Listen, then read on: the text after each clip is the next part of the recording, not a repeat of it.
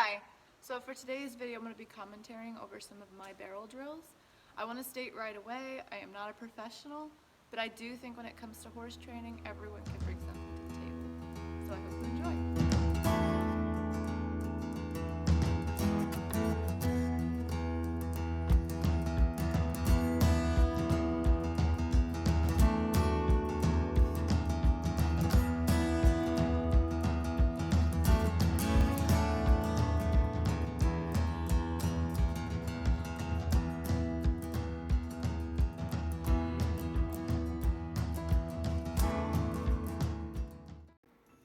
So this is a really easy drill to do, and you can do it anywhere, going down the road or just in your arena or even just out in the pasture if you want. As you see, my hand is very low, it's just in front of the saddle horn. And what this is doing is it's keeping enough slack in the rein that when he brings his head down, he gives himself the release of pressure, which is his idea, not mine. This way I'm not fighting him and he is learning to find where he needs to hold himself.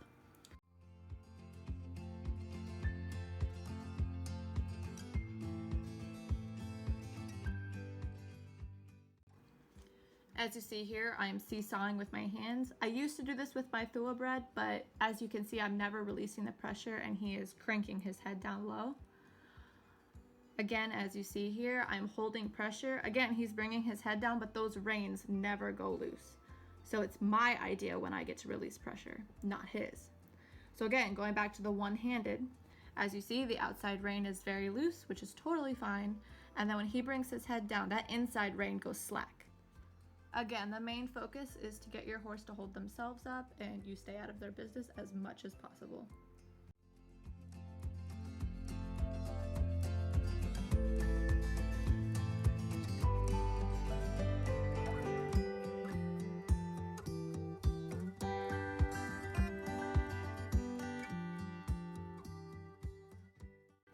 The reason we want our barrel horses to be able to know where they need to hold themselves is so that way at high rates of speed during a barrel pattern, they are less likely to knock and they're able to do their job better.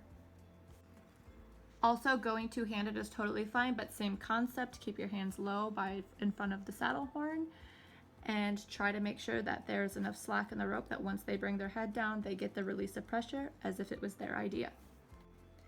These barrel drills you can do around anything. I do them around cones, barrels, tires, anything you can find. It's not about the object you're going around, it is about your circle.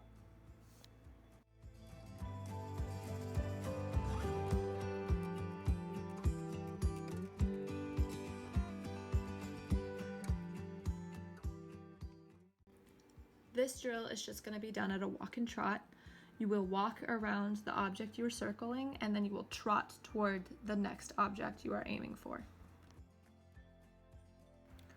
What we want to avoid is coming in too close or coming out way far, as you can see here, and then cutting real in tight again.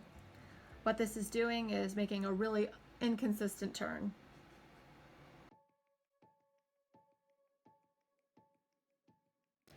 When making a circle, we want to make sure that the object is in line with the horse's flank or right behind our leg.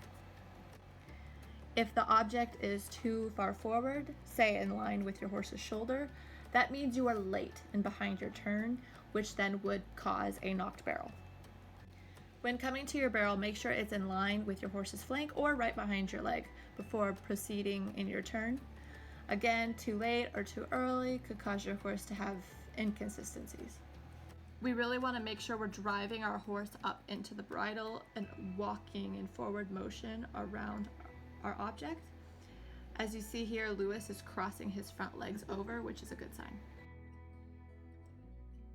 Hey guys, yeah, so take two because my battery died on my camera. No idea why, just did, so trial and error.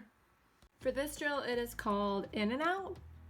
That's what I've heard it called. That's what I'm going to continue calling it.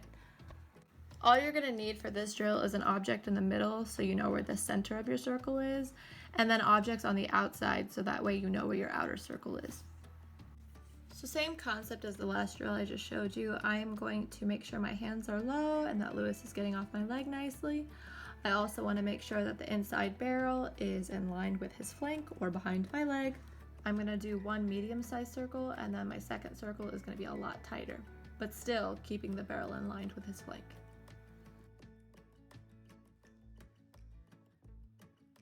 I'm going to ask him to leave with my leg to the outer circle.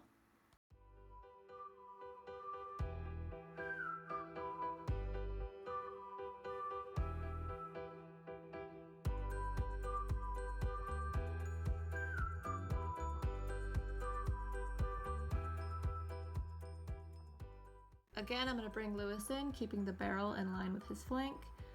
I'm going to do one medium circle, and then I'm going to come around and do a tiny circle until I feel like he's succeeded the turn. Then I will ask him to leave to the bigger circle.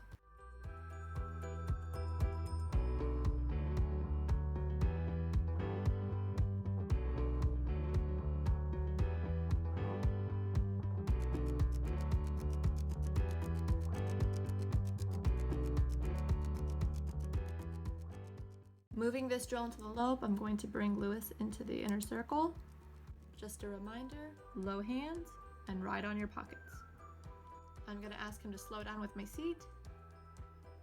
Do a medium-sized circle, keeping the barrel at his flank.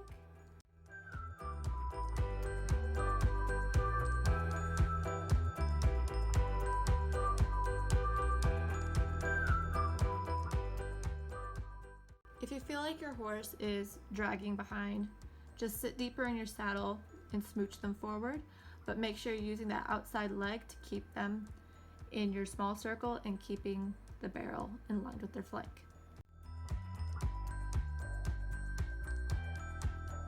As you can see here, I'm not letting him leave because I haven't felt that he has made a successful turn yet.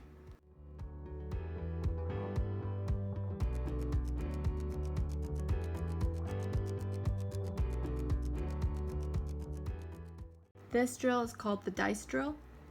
You will start off by loping around your object of choosing, again keeping the object in line with your horse's flank or behind your leg. You will bring your horse to a stop or a dribble stop, and you will ask them to pick up the opposite lead to go into the center circle. You will circle the center object until you feel like you've made a successful circle.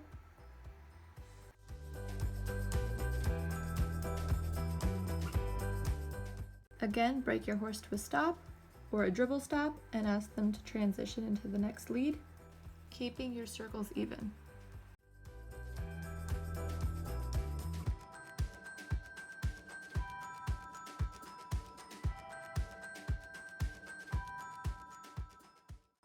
If your horse is having a hard time picking up the opposite lead of the previous circle, I encourage you to bring them to a complete stop. Once you have brought them to a complete stop, take a second to set them up for success to pick up the correct lead.